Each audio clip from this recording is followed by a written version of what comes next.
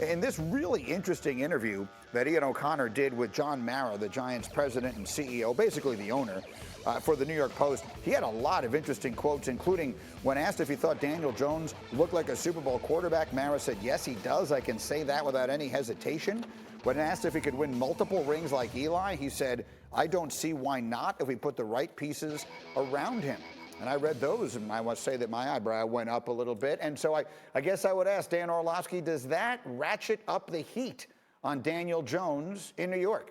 It's unfair heat, but yeah, the heat is real. Here's the thing for Daniel Jones. Your offensive line still is bad in New York.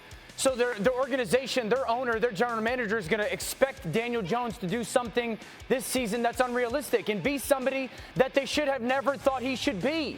This is a bad offensive line. So great, you went and got Kenny Golladay. Is it still a bottom three offensive line like you had last year? Yeah. Is Andrew Thomas, their first-round draft pick from last year, still a huge question mark? Yeah. So unless they go and draft one of those offensive linemen early this year, like a Penei Sewell if he falls to him, or Rashawn Slater out of Northwestern, the expectation is Daniel Jones is going to take this massive jump.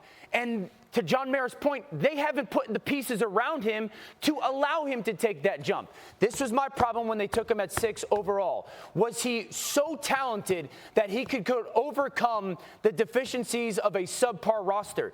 Daniel Jones was never that player. And now the Giants are going to expect him to be that player. And that is unfair to young quarterbacks in the NFL. Can I push back on that a little bit? And Dominique, you tell me what you think here. I think if I own that team, I'm thinking about the people who run it for me. We used a very high draft pick on a running back. We used a very high draft pick on an offensive tackle. We just spent a fortune on a wide receiver. At this point, my quarterback needs to get it done. Is that an unreasonable way to look at it, Neek? It absolutely is unreasonable. And that was my biggest issue with the Golladay signing, was that Kenny Golladay is not a guy that's going to get open fast. So if he can't get open fast, he's a kind of contested ball catch guy. Yes. If he can't get open fast and he can't protect Daniel Jones, then he's not going to help your team that much. They have some weapons on that team that are serviceable. They don't have an offensive line that is serviceable. And I think that Daniel Jones was not deserving of that number 6 overall pick. But I got to be honest, Daniel Jones is better than I thought he would be. But he is being held back from us being able to see what he can fully be because they cannot protect him. And the most interesting thing about what Mara said there is it's all in relation to Eli.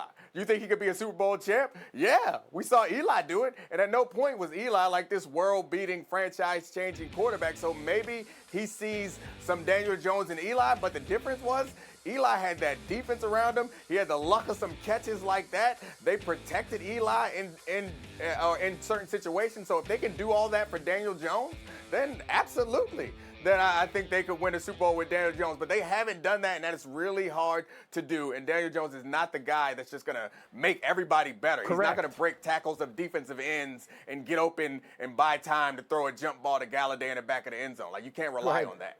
Go ahead, Danny. Yeah, look at Daniel Jones' last 18 games. He had that fire start, right, when he came onto the scene and for Eli. His last 18 games, he's thrown for more than 2 touchdowns once.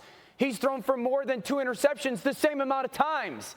In the last 18 games, he's thrown for over 300 yards twice. He's thrown for under 200 yards 4 times. So you've seen the deterioration of performance by Daniel Jones. So then you have to ask yourself as an organization, did we get the pick wrong with the quarterback, or have we not given him a chance to properly evaluate him? I'll say this about so many young quarterbacks. You guys draft these guys young, and then you expect them to go just fix everything.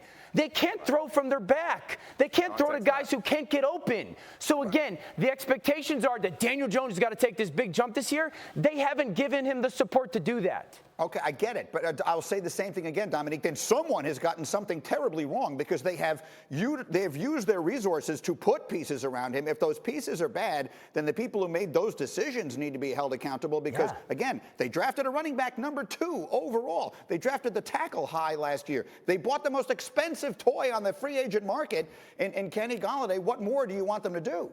Yeah, you're not going to get any disagreement from us on that one. Like, yeah, Dave Right. Gettleman needs to be held accountable. And he's a guy who always loves the big linemen. So why hasn't he gotten the right ones there to protect Daniel Jones? And as I started this, I'm not a Daniel Jones truther necessarily. Correct. He's better than I thought he was. Yeah. But again, to be fair to him, like, it's hard. You can't really get a good read on him if they're setting up with guys that it takes time for them to get open and an offensive line that cannot give him time. Like, this is a poor marriage for Daniel Jones, and he may end up being successful somewhere else, but I don't see him succeeding in New York as it currently stands. Super quick final word, Dan. Go. This would be my last thing with the Giants. You can expect progress, but don't make it a make or break year for Daniel Jones because you haven't given him the people to make that situation a reality. That's fair. Again, after the third year in these contracts, sometimes you have to decide on the fifth-year option and all of that. We'll see what happens with the Giants. Thank you for watching ESPN on YouTube. For live streaming sports and premium content, subscribe to ESPN+.